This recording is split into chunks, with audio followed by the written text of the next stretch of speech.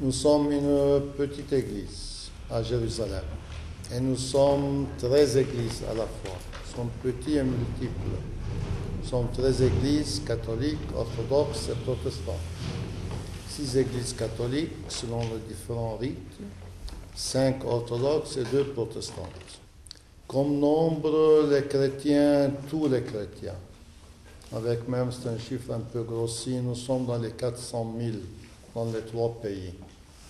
200 000 en Jordanie, 50 000 dans les territoires palestiniens, dans les 150 000 en Israël.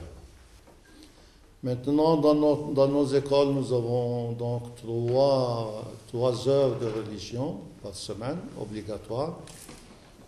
Même si le curé n'a pas envie de faire son catéchisme, il doit le faire pour obéir à la loi civile, non pas seulement à l'Église.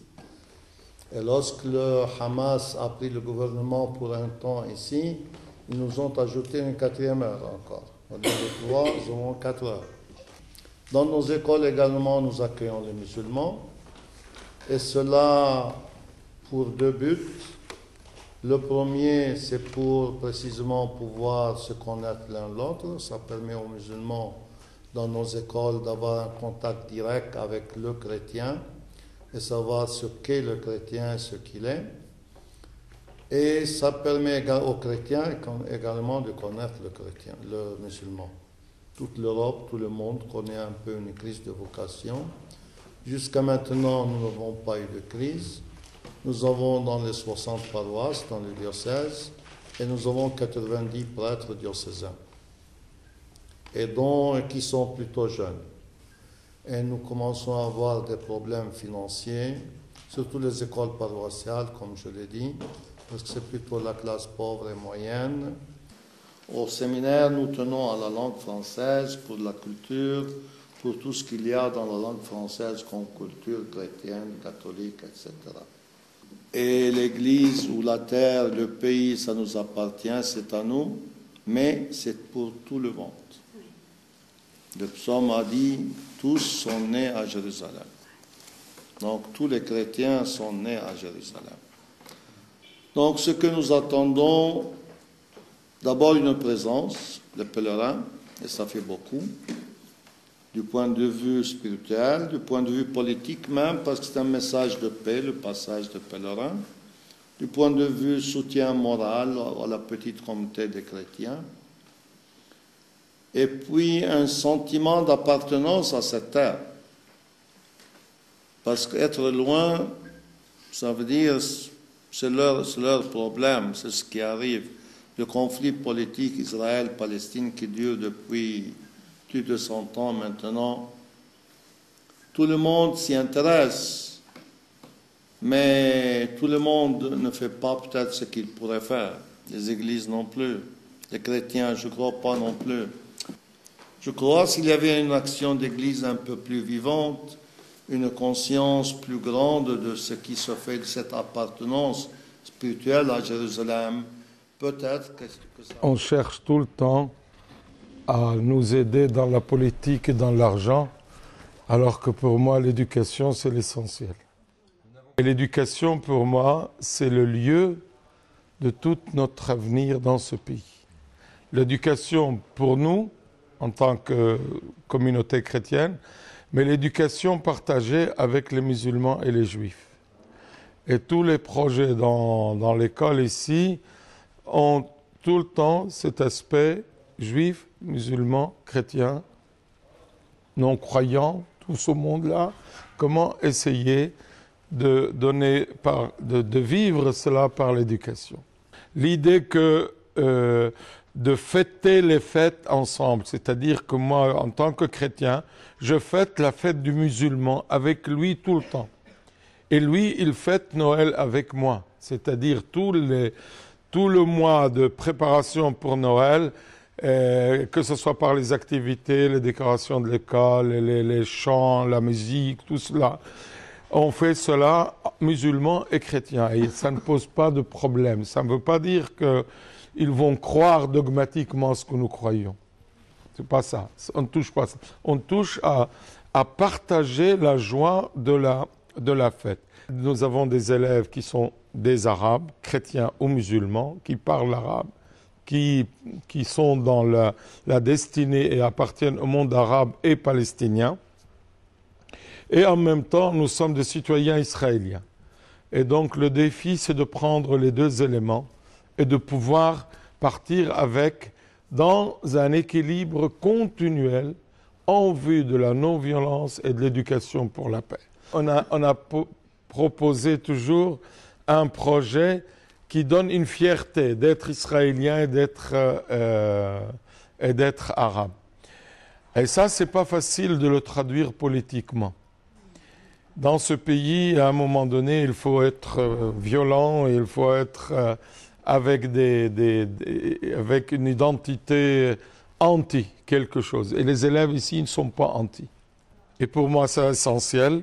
Cette unité chrétienne qui n'arrive pas par le dogme, mais elle arrive par la relation. Et qu'il faut construire ces relations.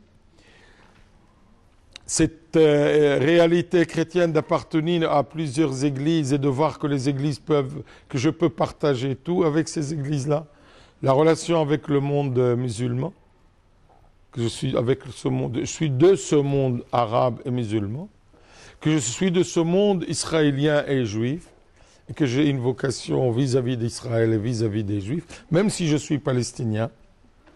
Alors là, vous mettez les gens concrètement dans tout ce qui est relation.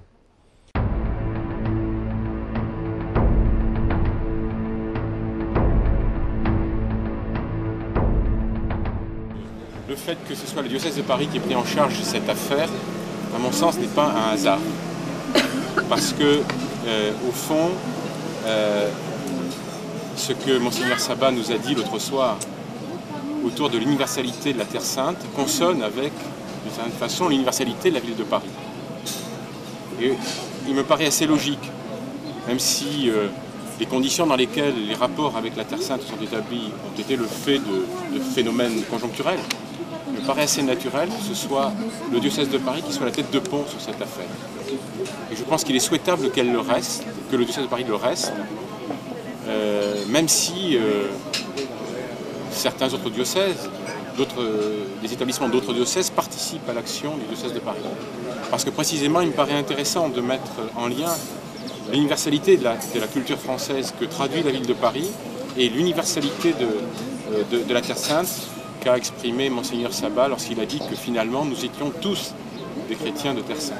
On ne peut pas visiter la Terre Sainte comme on visite, même comme on visite Lourdes ou comme on visite Saint-Jacques-de-Compostelle ou Rome. Je crois qu'il y a une spécificité tout à fait particulière qui tient au fait que notre religion est une religion incarnée et que par conséquent, il faut aller à la rencontre des lieux dans lesquels le Christ a vécu.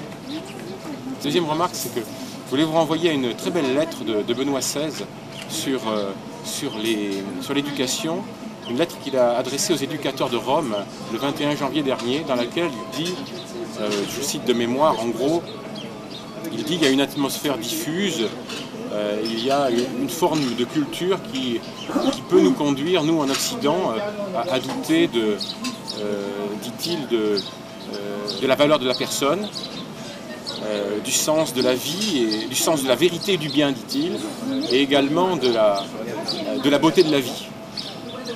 On aurait toutes les raisons ici de douter de tout cela. Et ce que l'on constate en rencontrant les gens que nous avons rencontrés, c'est que précisément, on a toutes les raisons de ne douter de rien. Ni de la valeur de la personne, ni du sens de la vérité et du bien, ni de la beauté de la vie. Et il y a tout un travail à faire que nous a bien expliqué d'ailleurs le Père Choufani, me semble-t-il. Et je dois dire que j'ai découvert d'ailleurs dans le discours du Père Choufani le sens du bouquin du Père d'Agens sur l'engagement éducatif.